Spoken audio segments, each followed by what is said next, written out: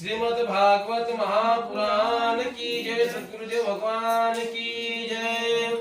पाहता पाहता आपण चौथ्या दिवसाच्या दुसऱ्या सत्रामध्ये म्हणजे 10व्या स्कंदामध्ये आपण आलेलो येऊन पोहोचलेलो आहोत। 10वा स्कंद हा भगवंताचा जन्म आज आपण करणार आहोत। 10व्या स्कंदाची कविता आहे, आपल्या 10व्या स्कंदाची जी हे आहे समजा मनाची 10व्या कथा, त्या कथेमध्ये भगवंताचं आगमन होणार आहे। सर्वजण सज्ज आहातच आपण, नाही का? बिलकुल। आणि हे जे भागवत होत आहे या भागवतामध्ये खरोखरच मला सांगा, या घरामध्ये आम्ही पहिली आलेला आहोत आणि आता दररोज आपण येतो।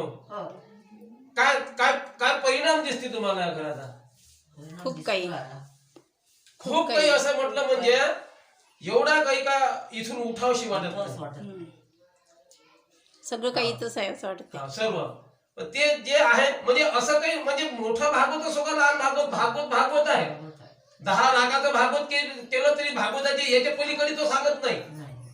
आणि तुमचं हे छोटस भागवत केलं तरी ते काही याच्या व्यतिरिक्त काही सांगणार नाही। मग असं मोठंच भागवत केलं पाहिजे असं नाही, छोटं पण भागवत जर केलं तर त्याच्यामध्ये पुण्य तेवढंच लाभ आहे। भागवताचं पुण्य, भागवताचं फळ तेवढंच आहे का पैसा जास्त खर्च केला म्हणून एवढं मोठं पुण्य भेटणार आहे तुम्हाला?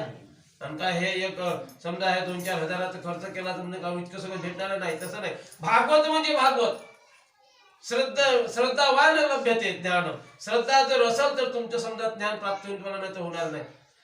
आता पहा, पण हे भागवत करणाऱ्याला तर समजा मनाचं त्याचं फल प्राप्त होतेच, नाही का? आणि जे भागवत करून घेणारे आहेत आणि ते भागवताचा होका घेऊन देणारे आहेत, भागवताची होका घेऊन देणारे त्याला म्हणतो आपण। आमच्या आईनं, आता तुमचं नाव काय? मालतीबाई भोयर, मालतीबाई एकनाथरावजी भोयर यांनी आतापर्यंत आपल्याला समजा हे त्यांच्याच माध्यमातून आलेले समजा 2-3 भागवत आहेत। त्यांना त्याचं पुण्य काय मिळेल ते इथं नाही माहित होणार तुम्हाला, ते त्यांना तिथे गेल्यानंतर माहित होईल का बा आपण खरंच भागवत त्यांनी केलं आणि भागवताचे समजा मनाचं हे घेऊनही दिलं, त्याला पुण्याचा साठा जास्त, पुण्याचा लाभ जास्त होतो। करून देणार करणाऱ्याचा समजा ऐकणाऱ्याला लाभ होतो, करणाऱ्याचाही लाभ आहे, जो करून घडून आणतो त्याचाही लाभ आहे। असा हा म्हणजे त्रिवेणी संगम आहे। या संगमामध्ये जो काही आंघोळ करून भागवत रूपी त्रिवेणी संगम आहे, या संगमामध्ये जो कोणी आंघोळ करेल त्यानं सर्व गंगेत न्हाल्याचं पुण्यफल प्राप्त झालं, वैकुंठवासी होतात सर्वजण। फक्त भागवत मनापासून करा, मनापासून ऐका आणि त्याच्यावर आचरण ठेवा, त्याच्या मागं त्याच्या मार्गाने जा, तेच भागवत उतरल्याचं फल प्राप्त आपल्याला होते। म्हणून 10व्या स्कंदामध्ये आलेला आपण 10व्या स्कंदाची जी कथा आहे असं आहे, पूर्वीच्या काळामध्ये उदो अशा प्रकारचा माजला गेला होता, नाही का? हे जे आता तसं जर पाहिलं तर राक्षसी प्रवृत्ती तेव्हाही होती, नाही का?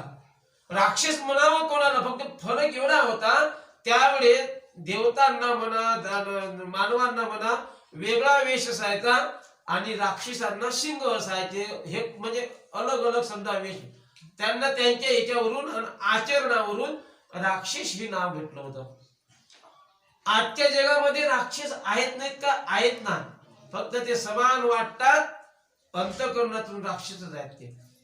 जिथं भागवत कथा होत असेल ना तिथं ते त्यांना विरोध करणे नाही, त्या प्रकारचं देवावर समजा जो याच्या मार्गाने जो आहे ना, जो सात्विक मनुष्य आहे ना, तो कधीही देवाचं विरोधक बोलणार नाही, देवाच्या विरोधातला एक शब्दही सहन करणार नाही। समजून जायचं, आपण आपल्या घरा शेजारी असतील तरी समजून जायचं, जो कोणी याला विरोध करत असेल तो राक्षस होय समजायचं, लक्षात ठेवा। जो कोणी याला विरोध करत असेल, देवाला विरोध करत असेल, फक्त याला शिंग नाही दिले म्हणा आणि मोठे मोठे दात नाही दिले, पण तो राक्षसच होय. शपथ सांगतो मी पुराणाची शपथ घेऊन सांगतो, तो राक्षस होय जो याच्या आड येत असल. देव कुठं आहे, कोण पाहिला देव? राक्षस समजायचा तो. त्याला मानव नाही समजायचा, त्याला मानव समजायचाच नाही. त्याच्यापासून हात दूर नाही, कोसभर दूर राहायचं. एक लक्षात ठेवा.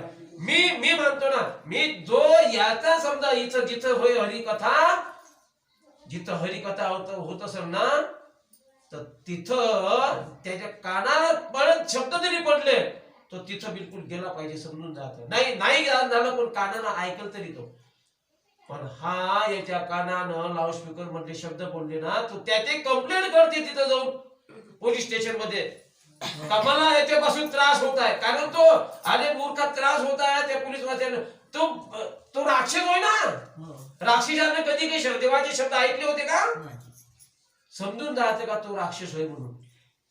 फक्त मानवाच्या रूपात तुम्हाला दिसून राहिला तो, पण तो राक्षसच आहे. आम्ही ही परिभाषा केलेली जायची. म्हणून समजायचं का जो याचा विरोध करत असेल ना, तो राक्षस समजून जायचा. तो कोणी जाती धर्माचा असो, ब्राह्मण जरी असेल तरी मला काही घेणं देणं नाही.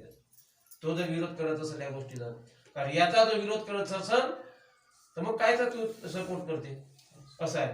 गोपाल कृष्ण भगवान की जय. म्हणून पहिलेच्या जन्मामध्ये, पहिलेच्या काळामध्ये असं होतं का जे काही समजा म्हणाचे ऋषी मुनीच्या हिच्यावर हे सर्व अवलंबून होतं. पाऊस पडणे आणि बरोबर समाजामध्ये एकत्रीकरण राहणे. कारण का एका घरामध्ये एक जर मनुष्य जर असेल ना, त्याचं हायब्रेशन चालते, घर घरासारखं राहते. घर राहते घरासारखं. कोणता एक मनुष्य जर घरात जर चांगला सात्विक जर जन्माला आला, तर एक मनुष्य जर घरामध्ये जर वाईट जन्माला आलं ना, राख रांगोळी होते घराची. लक्षात घ्या. एका मनुष्यावर फेल सर्व. एक मनुष्य जर समजा सात्विक जन्मला तर घर देव पण येते घराला. आणि एक मनुष्य का समजा वाईट जर जन्मला ना घरामध्ये, तर घराची राख रांगोळी होते. त्यावेळेमध्ये संतांची जी हे होती, त्यावेळेस ऋषी मुनीचा काळ होता. ऋषी मुनींचा काळ होता. ऋषी मुनी यज्ञ करायचे आणि ते तपश्चर्या करायचे जंगलामध्ये जाऊन. आणि त्यांची तपश्चर्या सफल होण्यासाठी ते नाही त्या प्रकारचे समजा मनाचे आपले तपश्चर्या हे व्हावते म्हणून असे जे राजे समजा आहे ते त्यांचं संरक्षण करायचे. परंतु हे ज्या शक्ती आहेत दुराचारी, राक्षसी प्रवृत्ती आहे, हे जाऊन त्यांचा यज्ञ भंग करायचे. त्या यज्ञामध्ये मेलेल्या माणसांचे हाळ फेक टाकायचे. आणि त्या ऋषीजी तसा जो काही यज्ञ करतायत त्याच्या कत्तला करून टाकायचे, मारून टाकायचे. भयंकर चालू झालं नाही का. मग चालू झाल्यानंतर आता कोणाला म्हणतील देवाशिवाय मार्ग तरी आहे का, नाही का. मग परंतु ज्यावेळेस अशी उदो अशी दुही माजल्या जाते समाजामध्ये, त्या देशामध्ये, तर भगवंताला जन्म घ्यावा लागतो. भगवंताला जन्म घ्यावा लागतो. यदा यदा हि धर्मस्य ग्लानिर्भवति भारत अभ्युत्थानं धर्मस्य तदात्मनं सृजामि परित्राणाय साधूनां, नाही का, विनाशाय च दुष्कृतं धर्म संस्थापनार्थाय संभवामि युगे युगे. युगापर्यंत या इथसा यदा यदा हि धर्मस्य ग्लानिर्भवति भारत, या ज्या देशामध्ये जिथं जिथं जेव्हा ग्लानी निर्माण होते त्या ठिकाणी भगवंताला जन्म घ्यावाच लागतो, नाही का. जन्म घ्यावा लागतो. मग त्याच्यासाठी भगवंताला पाचारण करण्यासाठी मग वत्सरूपी गाय, ब्रह्मापाशी गाय, वत्सरूपी जी गाय आहे ती ब्रह्मापाशी गेली आणि सांगितली, या भूतलावर एवढं काही पाप माजलेलं आहे, एवढं काही पाप होऊन राहिलेलं आहे का त्या पापामुळं काकू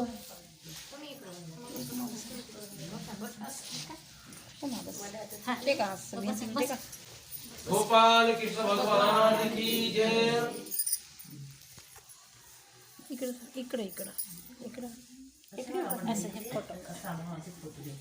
गोपाल कृष्ण भगवान की जय. एवढं काही पाप वाढलेलं आहे आणि तेव्हा पाप हे पुण्याच्या पेक्षा वरती जाते, तेव्हा भगवंताला जन्म घ्यावाच लागतो. भगवंताचा जन्म होत नाही, पण भगवंताचा काय होतो, अवतार होतो. भगवंताचा अवतार होते आणि संतांचं काय होते, प्राकट्य होते. संतांचं प्रकट दिन करतो आपण. देवांचा काय करतो, देवांचा काय होते, अवतार होतो. आणि माणसाचा होते जन्म. माणसाचा जन्म होते, देवाचा अवतार होतो आणि संतांचं प्राकट्यकरण होते. म्हणून वत्सरूपी गाय ब्रह्मापाशी जाय आणि तिने तिची सांगितलेली आहे, करून हाक दिली, देवा, हे देवादी देवा, माझ्या कुशीत असलेले हे जेवढे ऋषी मुनी आहेत, एवढे काही त्यांचे हाल होत आहेत, माझ्या डोळ्यानं तर पाहायला चालले नाही, काहीतरी करा. आकाशाची वाणी सागे सकळांची तळमळ मानसी करू नका, नाही का. देवगीच्या गरबी येईल भगवान रक्षेल ब्राह्मण गायी भक्त. आकाशाची वाणी झाली. आकाशाची वाणी सांगे सकळांची तळमळ मानसी करू नका. देवगीच्या गरबी रक्षिल येईल भगवान रक्षिल ब्राह्मण गायी भक्त. ब्राह्मणांचं आणि गायीच्या काय होईल, रक्षण होईल, असं झालेलं आहे. कारण जेव्हा जेव्हा ग्लानी येते ना, तेव्हा अशा प्रकारचं कार्य घडते. आकाशवाणी झाली त्यावेळी, कडाडलेली आहे. तुम्ही आता चिंता करू नका, देवकीच्या गरबी येईल भगवान, रक्षेल ब्राह्मणाचं रक्षण करल. गायी जे भक्त आहेत, ज्याला आपण गायी भक्त म्हणतो, गोकुळातले, यांचं सुद्धा रक्षण होणार आहे. मग आता शेषाप्रती बोले लक्ष्मीचा वर, त्यांना सांगितलं. आता त्यांनी आता म्हटलेलं आहे, त्याला आता आपल्याला जावं लागते. शेषाप्रती बोले लक्ष्मीचा वर, चला अवतार घेऊ आता. आता शेषाप्रती, शेष हा अवतार कोणाचा आहे, लक्ष्मणाचा. शेषाचा अवतार लक्ष्मण आहे ना, लक्ष्मणाला म्हणतात लक्ष्मीचा वर, म्हणजे विष्णू म्हणतात का. शेषाला म्हणतात का चला आपल्याला आता जावं लागते, आता शेषाप्रती म्हटल्यानंतर शेष म्हणू लागले. शेषाने म्हटलेलं आहे का, दादा रे, मी काही आता माझी या भानगडीत पडत नाही का. 14 वर्षावरी केले उपोषण, जाणता आपण प्रत्यक्ष आहे, नाही का. 14 वर्षावरी केले उपोषण, जाणता आपण प्रत्यक्ष आहे. मी 14 वर्षापर्यंत, पूर्वी तू अनिरुद्ध झालास कनिष्ठ, सोशेले कष्ट मज हवे. 14 वर्षावरी केले उपोषण, जाणता आपण प्रत्यक्ष. 14 वर्षापर्यंत मी उपोषण केलं, हे तुम्ही जाणत आहे, नाही का. आता मी लहान होणार नाही. मला जर तुम्ही म्हटलं ना, मी लहान होणार नाही आता. मी आता मला करायचं असेल तर तुझ्यापेक्षा मोठं कर, नाही का. आता मी तुझ्या सोबत येणार नाही, कारण का तू मला मोठेच सांगितलं, नाही का. सोशील कष्ट मध्ये सर्व. शेषाप्रती बोले लक्ष्मीचा वर, चला अवतार घेऊया आता. आणि शेष म्हणे माझं कष्ट झाले भाऊ, मला कष्ट खूप झाले. शेविले अरण्य तुम्हा सवे, 14 वर्षावरी केले उपोषण, जाणता आपण प्रत्यक्ष आहे. नामा म्हणे ऐशे वधी धरणीधर. असं धरणीधर म्हटलं म्हणजे लक्ष्मण. धरणीधर, या धरणीला ज्यांना धरून ठेवलेला आहे तो धरणीधर. नामा म्हणे ऐशे वधी धरणीधर, म्हणजे असे लक्ष्मण म्हणत आहे, शेषाचा अवतार म्हणत आहे. नामा धरणीधर म्हणजे शेषाचा अवतार. नामा म्हणे ऐशे वधे धरणीधर, आणि हासुनी श्रीधर काय बोले. श्रीधर म्हणजे भगवान विष्णू. हसुनी श्रीधर काय बोले, काय म्हणतात मग, गोड म्हणतात, छान. वा वा वा वा. लक्ष्मणा शेषाचा अवतार झाला त्यावेळी तुला माझ्या संग खूप कष्ट भोगावे लागले. पूर्वी जो अनुज झालाचे कनिष्ठ सोशीले कष्ट मदत हवे, नाही का? माझ्यासोबत तू खूप कष्ट भोगले. आता एक पूर्वी तू अनुज झालासे कनिष्ठ सोशीले कष्ट मदत हवे, आता तू वडील होई बा सर्वज्ञ बाळीन मिरे आज्ञा तुझी बाळे. आता बाबा पूर्वी तू अनुज झाला होता म्हणजे लहान झाला होता, आता तू माझ्यापेक्षा मोठा हो. आता माझ्यापेक्षा मोठा हो. पूर्वी तू अनुज झालासे कनिष्ठ सोशीले कष्ट मज सवे. काय काय कष्ट नाही. 14 वर्षापर्यंत तू उपाशी राहिला, नाही का? 14 वर्षापर्यंत तुमच्या सोबत माझ्यासोबत तू वनवासात राहिला, नाही का?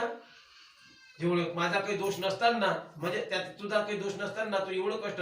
मग तू पूर्वी जो अनुज आहे, तू माझा लहान भाऊ होता, मग आता तू वडील होई बा सर्वज्ञ. मी तुला आज्ञा करतो. आता माझा वडील भाऊ होय तू, नाही का? आता तू वडील होई बा सर्वज्ञ पाळीन मी रे आज्ञा तुझी बारे.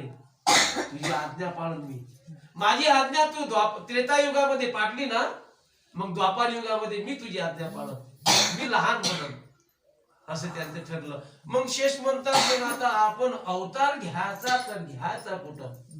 त्याने सांगितलं मग देवकीच्या पोटी.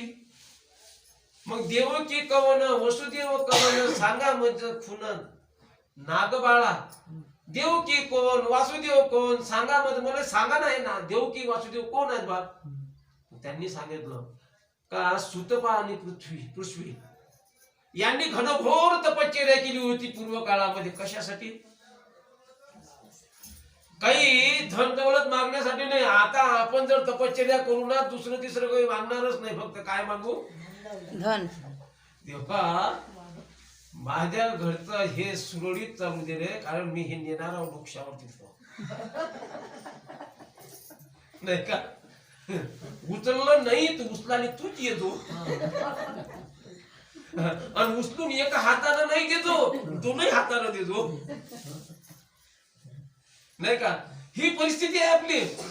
त्यावेळेस ते सुतपा आणि पृथ्वीनं घनघोर तपश्चर्या केली, आणि तपश्चर्या केल्यानंतर काय मागितलं त्यांनी? भगवंत म्हणतात मागा आता तुम्ही काय मागता, मी प्रसन्न झालो तुम्हाला. प्रभू हे भगवंता, हे महाविष्णू, मला काय, आम्हाला काही नाही पाहिजे. आम्ही एवढी तपश्चर्या केली फक्त एका कारणासाठी, मागा ना. काही नाही पाहिजे आम्हाला, फक्त एक पाहिजे का तुझा जन्म माझ्या उदरी झाला पाहिजे. वा, काय मागणं आहे हो? काय मागणं काय? पहा ना, का तुझा जन्म माझ्या उदरी झाला पाहिजे, हे मागणं बघा. हे मागणं मागा त्याला, तुझा जन्म माझ्या उदरी होऊ दे, तथास्तु. भगवंताने सांगितलं परंतु या जन्मात नाही. मी तुझा मुलगा होईल पण या जन्मात होणार नाही. द्वापार युगापर्यंत तुला वाट पाहावी लागल आणि तुझ्याच उदरामध्ये मी येईल. मग ते सुतमा पृथ्वी हे झाले वसुदेव आणि देवकी. असं मग देवकी आणि वसुदेव यांच्या उदरी हे झाले. मग आता तिचा जो समजा मला त्या देवकीचा भाऊ समजा कंस, पण वास्तविक सक्का भाऊ नव्हता तिचा तो, नाही का? उग्रसेन राजा हा वडील तिचा. आता यांचं आणि वसुदेवांच्या याचं खूप सख्य होतं, मित्र होते हे. कंस आणि वसुदेव खूप जवळचे मित्र होते. मित्रामध्ये असं संभाषण व्हायचं. आणि वसुदेवाला एक दिवस कंसानं म्हटलं का माझी बहीण जी आहे तर तिचं मला असं वाटते का, मला तुला समजा मनाचं वरण्याचं समजा मनाचं माझा असं वाटते बा, तुला नसेल हे तर संकोच नसेल तर वसुदेवाना अहो भाग्य म्हणून त्यांनी सांगितलं का माझं तर भाग्य बाबा, एक माझ्या मित्राची बहीण जर समजा मला माझ्या जर समजा पदरी पडत असेल तर त्याच्यासारखं माझं भाग्य तरी काय. आणि तेही राजाच होता, वसुदेवही हे राजाचे पुत्र, आणि हे जी मुलगी आहे ही राजे उग्रसेन राजाची पुत्री, नाही का? अशा प्रकारचं झालं ते. आणि मग लग्नाचं समजा हे ठरलेलं आहे. नाही का?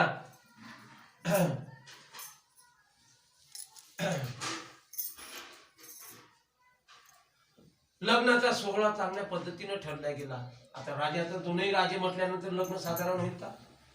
इकडूनही चांगली जमतेम तयारी करण्यात आली, तिकडेही जमतेम तयारी करण्यात आली, अशी जय्यत तयारी केली. आणि विशेष म्हणजे कंसाला बहीण ही दुसऱ्या समजा म्हणाची, सावत्र बाई म्हणाची, परंतु बहिणीवर एवढं प्रेम होतं ते सख्या बहिणीला सुद्धा लाजवेल अशा प्रकारचं प्रेम होतं. किती प्रेम होतं का? सख्या बहिणीला लाज येईल अशा प्रकारचं प्रेम होतं देवकीवर, एवढं प्रेम होतं. आणि मग त्या प्रेमामध्ये लग्न सर्व सोहळा संपन्न झालेला आहे. सर्वांच्या डोळ्यातून अश्रूच्या धारा झालेल्या आहेत. कारण मुलगी जेव्हा माहेरी जाते ना, त्यावेळेस आपण म्हणतो फक्त का आईलाच दुःख होते. आईला दुःख नाही, आईच्या पेक्षाही वडिलाला दुःख होते. कारण का आणणारा जो राहते ना, घरी जे काही आणते ना, तो आणणारा कोण? फक्त बाई घरच फक्त सांभाळत, पण तिला कोणते कपडे लागतात आणून देईल. स्वतः वाटले असतं फाटलेली बन्यान असल, पण तो कधी बन्यान घेणार नाही. दाढी करायला त्याला दाढी आणि पत्ता नाही सापडत, त्याच काय खरडते. पत्त्यासाठी पैसा खर्च नाही करत. पण मुलीनं जर सांगितलं का मला काहीतरी आणून द्या, म्हणजे काहीतरी समजा मला ते कपडे आणून द्या, तर आणून देईल. मोबाईल म्हटलं मोबाईल आणून देईल. ज्या पद्धतीनं मागितलं असेल त्या पद्धतीनं आणून देईल. जे नाही ते म्हटलं ते आणून देईल. पण ज्या वेळेस मुलीचं लग्न होते ना, त्यावेळेस आई फक्त तुम्हाला मंडपात रडताना दिसते. आई फक्त तुम्हाला मंडपात रडताना दिसते. परंतु तो मंडपाच्या कोपऱ्यात जाऊन जेव्हा रडतो ना, तो कोणाला दिसत नाही. कारण त्याला असं वाटतंय का मी जर समजा म्हणाचं याच्या पुरीच्या देखता जरी रडलो नाही तर तिचं मन लागणार नाही. तो मंडपाच्या कोपऱ्यात जाऊन रडतो, बाप रडतो, पण तो कोणाला दिसत नाही. बाप जेव्हा ती गेल्यानंतर जेव्हा झोपतो ना, ती उशी पूर्ण त्याच्या अश्रूनं ओली होऊन जाते, पण तो आपलं दुःख दुसऱ्याला दाखवत नाही, दुसऱ्याला कळू देत नाही आपलं दुःख. त्याच्याही पोटचा गोळा असते. तसंच त्या उग्रसेन राजाला झाला पोटचा गोळा आहे. त्याला पण खूप दुःख झालं. अश्रू त्यांचे समजा मनाचे सावरत नव्हते. आणि कंस सुद्धा विव्हळ झाला का माझी बहीण आता सासरी चाललेली आहे आणि त्याला सुद्धा दुःख. असा कोणता भाऊ आहे का ज्यावेळेस तिला सार करतो ना, त्यावेळेस म्हणतो देवकीला, देवकी तुला मी सार करणार आहो, तुझा सारथी मी बनणार आहो, तुझा सारथी बनणार आहो मी. बस सारथ्य पण केलं. देवकी आणि वसुदेव जेव्हा वाटीस लावतात ना, रथामध्ये बसवले आणि कंस हा सारथी बनला. सारथी बनल्यानंतर रथ चालू लागला. थोड्या दूरपर्यंत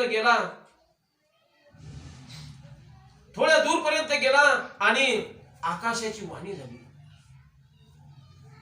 आकाशामधून वाणी एक वीज कडकडली आणि त्यातून वाणी निर्माण झाली. काय म्हणतात त्यांनी म्हटलेलं, आकाशाची वाणी सांगत असे कंसा, आकाशाची वाणी सांगत असे कंसा, मानी हा भरोसा बोलण्याचा, देवकीच्या गर्भी येईल संतान. म्हणजे देवकीच्या गर्भी जो हिचा पुत्र तुला जो आहे तोच तुझा वध करेल, हा तुझा वध करेल. देवकीच्या पोटी जो 8वा पुत्र येईल हाच तुझा वध करेल. मग त्याला असं वाटलं आता माझा वध करेल. कोणालाही आपल्या आपल्या जीवाची भीती असते. आकाशाची वाणी सांगत असे कंसा, मानिया भरोसा बोलवण्याचा, 8वा हिचा पुत्र वधील तुझशी, 8वा हिचा पुत्र वधील तुझशी.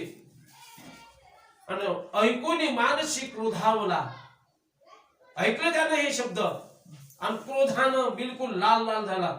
आकाशाची वाणी आहे, कंसाला सांगत आहे, मानी हा भरोसा बोलवण्याचा आठवा हिचा पुत्र, हिचा आठवा पुत्र वधील तुझशी, तुझा वध करेल. आणि ऐकुनी मानसी क्रोधावला, आणि त्यानं ती वाणी ऐकली आणि क्रोधानं लाल लाल झाला. मग काय केलं त्यानं, घेऊन या खड्ग, खड्ग म्हणजे तलवार, घेऊन या खड्ग मारावया धावला. कोणाला, देवकीला. हिच्यापासून माझा जर मृत्यू असेल, हिच्या मुलापासून, तर मी हिलाच ठेवत नाही. घेऊन या खड्ग मारावया धावला, हात तो धरियला वसुदेवे. वसुदेवानं हात धरला त्याचा. अरे मित्रा, तू हिला का मारत आहेस?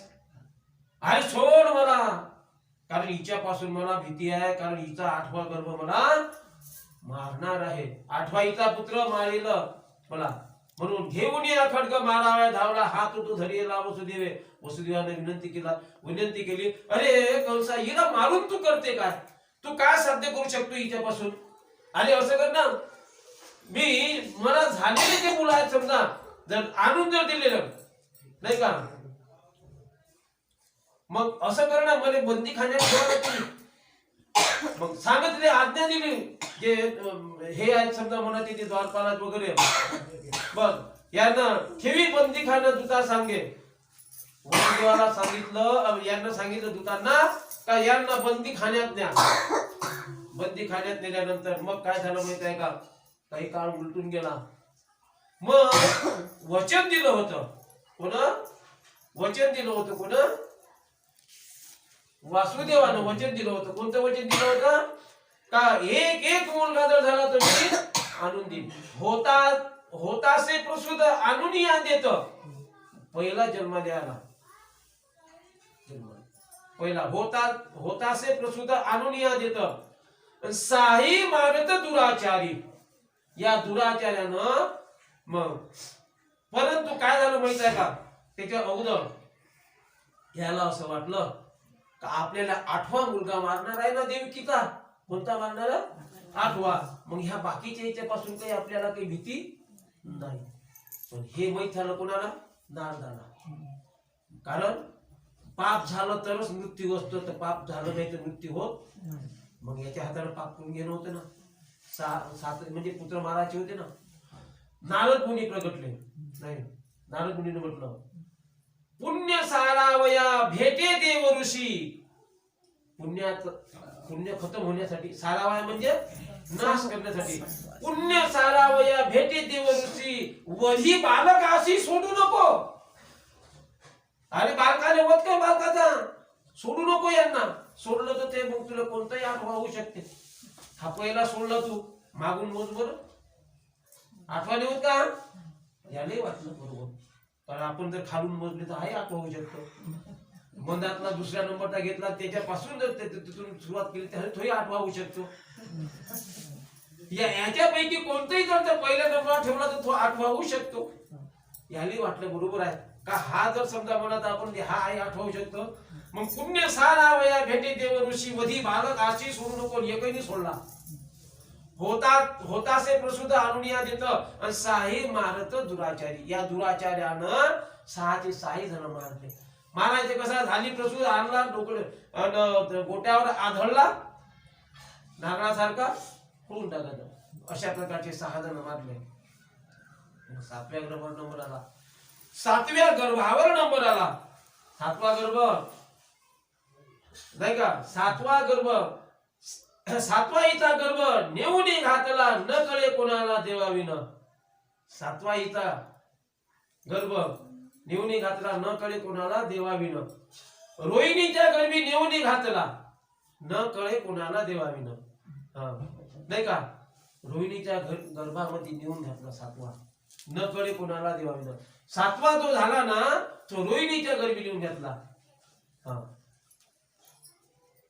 मग आता 7वा तिथं नेऊन घातला, आणि माहित झालं मग याला कंसाला 7वा गर्भ. कोणी म्हणत होता हा नष्ट झाला, आणि कोणी म्हणत होता कोणी म्हणजे असा नष्ट केला बा, असं अशा प्रकारचं कोणी असं. पण कंसाला मालूम होतं का हा नष्ट नाही झाला म्हणून. तो मग त्या दूत इले का आणि आले का त्याने काय झालं असं होऊच शकत नाही. त्याच्यावर किती किती पण ते त्या अवस्थेमध्ये नव्हते, त्याने काहीच माहित नाही. तो जर संकर्षण होऊन तर रोहिणीच्या गर्भी नेऊन घातला ना, तो सातवा हिचा गर्भ नेऊन घातला रोहिणीच्या गर्भी नेऊन घातला, न कळे कोणाला देवाविना. देवाच्या विना कोणालाच कळत नव्हतं, देव त्यालाही माहित नव्हता हा कुठे गेला म्हणून. मग ते काय सांगणार आहे. त्याच्यावर खूप येले केले, त्याचे दोघीचे खूप येले केले याच्यामध्ये जाऊन तुरुंगात जाऊन, पण त्यांनी माहितच नाही तर काय सांगणार आहे ते. सातवा हा गर्भ संकर्षण म्हणून तो रोहिणीच्या गर्भी नेऊन घातला, नाही का. सात जण तिकडे गेले. मग आता आठव्याची याने असं वाटे का सातवा होय म्हणून, नाही का. याला कंसाला असं वाटे का हा सातवाच होय. अरे आठवा तो गेला, आठवाच नंबर आहे तो. तू आता तू थांब काही वेळपर्यंत. अशा प्रकारे सातवा हिचा गर्भ योगमाया नेता आनंद मानित मना माझे. रोहिणीच्या गर्भी नेऊन घातला, न कळे कोणाला देवाविन. मग देवाच्या शिवाय तो कोणाला मग कळत नव्हतं. मग अशा प्रकारे आता पुन्हा 9 महिने होऊन गेले. 9 महिने झाल्यानंतर तुम्ही तयार ठेवता सर्व साहित्य. 9 महिने होऊन गेल्यानंतर काय झालं माहित आहे का. 8 दिवस झाले. 9व्या दिवसाला, नाही का, भगवंताचा तिथं काय झाला जन्म. गोपाळ कृष्ण अवतार झाला. भगवान की गोपाळ जय. कृष्ण भगवान की जय. भगवंत बालकृष्ण जन्माला आलेले आहेत. मग गोकुळीच्या सुखांत पार नाही लोका. गोकुळीच्या सुखा अंत पार नाही. बालकृष्ण नंदा घरी आनंद मरणारे. आता भगवान कृष्णाचा इथं जन्म झालेला आहे. आणि जन्म झाल्यानंतर काय झालं माहित आहे का. जन्म झाला.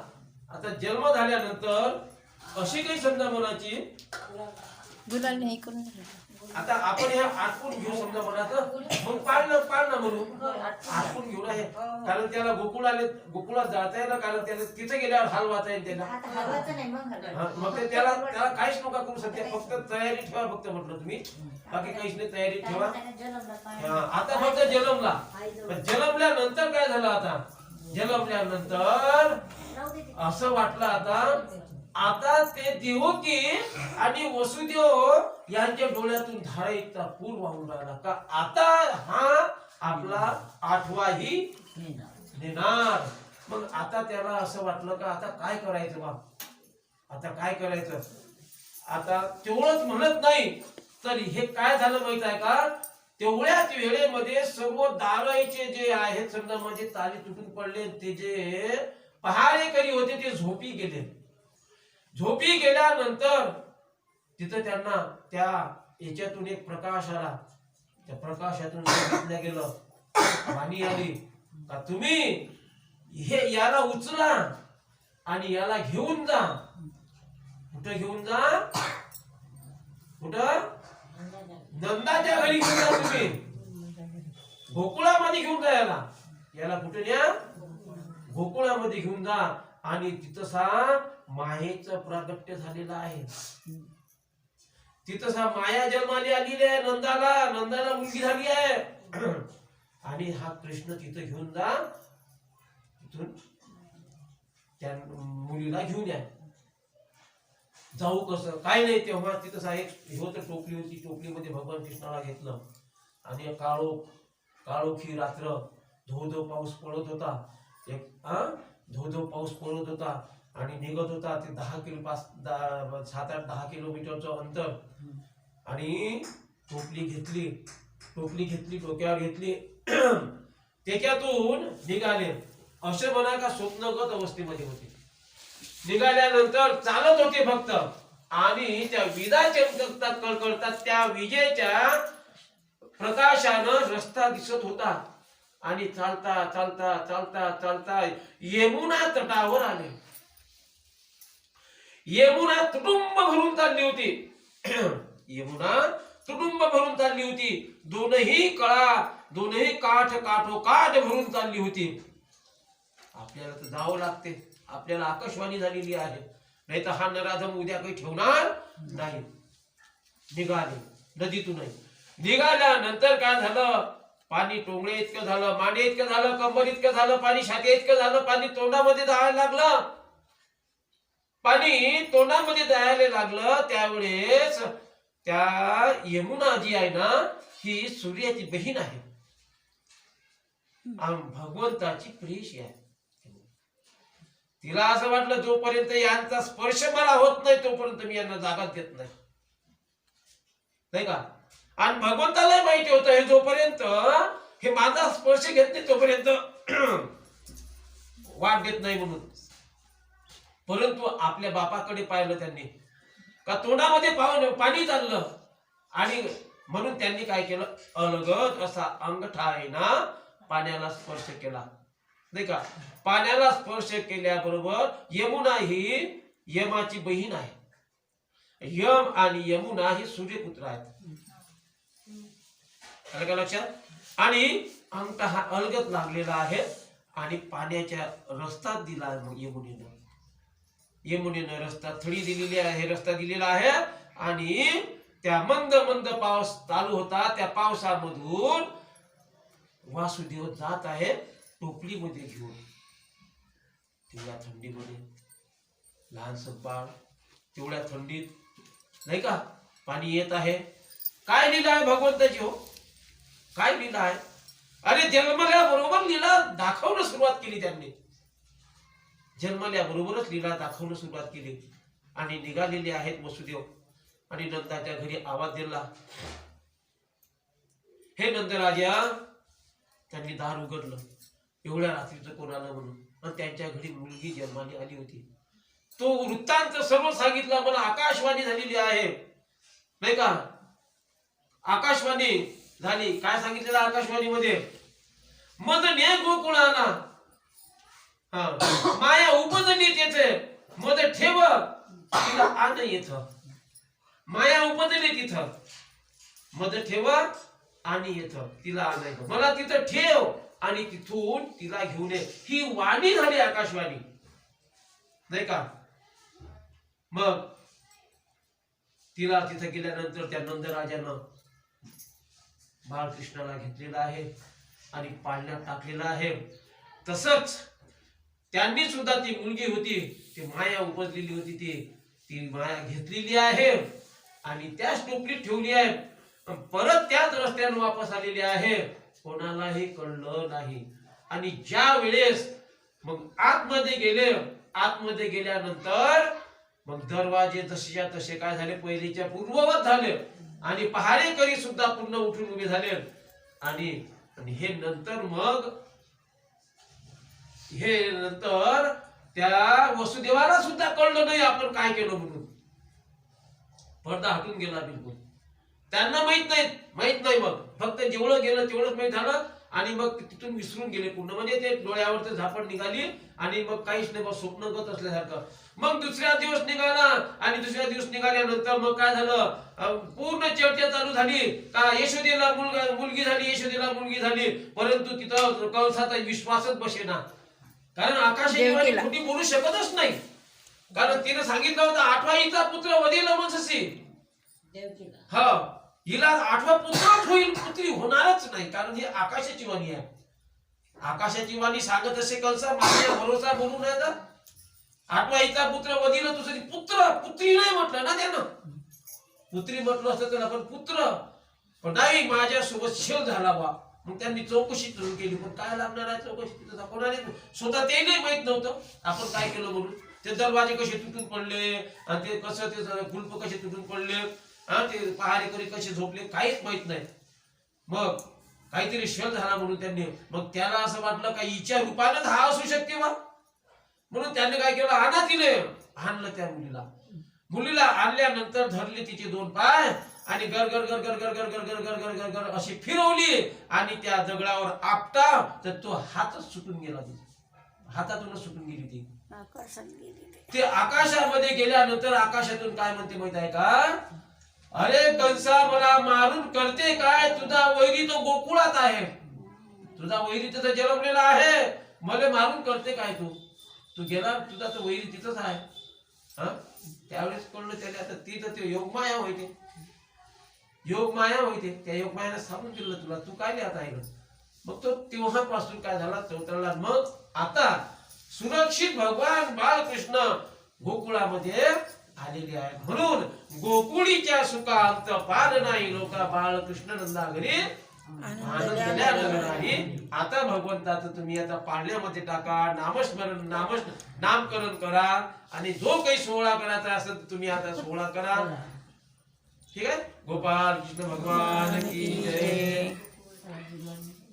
द्या माहिती झालं का, द्या मी करतो ना. या इथे आता पाळणा म्हणा, त्याला बंद केला का, नाही हो दे द्या.